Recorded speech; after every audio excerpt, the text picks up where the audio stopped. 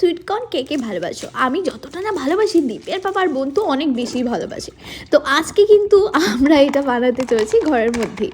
জানো, আমি অন্য বার কিন্তু এই যে মকইটা থাকে, ভুট্টাটা, ওটার থেকে কিন্তু ট্রাই করেছি এভাবে ছুলে তারপর গিয়ে বয়েল করে এটা বানানোর, কিন্তু এটা হয়নি, এটা আলাদাই থাকে। দীপের পাপা আমাকে বলেছে আর এটা এনেও দিয়েছে। তারপর আমরা ওটাকে 2 মিনিটের মতো জাস্ট একটু ভাপিয়ে নিলাম।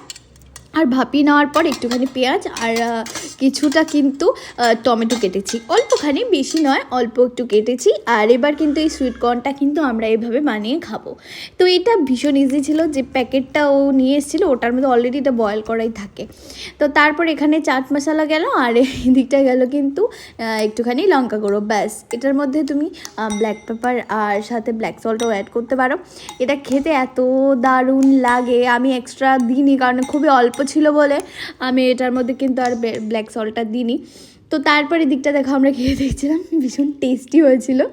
আর এটা সত্যি ওরা দুজনে এত বেশি ভালোবাসে যে বানিয়ে দেওয়ার সাথে সাথে কিন্তু এটা শেষ হয়ে যায়। আর অল্পতে একদমই মন ভরে না, আর একদিন একটু বেশি করে বানাবো, তারপর তোমাদের সাথে শেয়ার করব। এটা যেহেতু আগের থেকে বয়েল ছিল আর ভেতরে জল ছিল, তারপরে আমি বুঝতেই পারিনি যে এটার মধ্যে এত কম আছে। আমি ভেবেছিলাম পুরো প্যাকেটটা হয়তো পুরো ভর্তি। তো তোমাদের এটা কার কার পছন্দ কমেন্ট করে জানিও। তো গাইস, লাভ ইউ।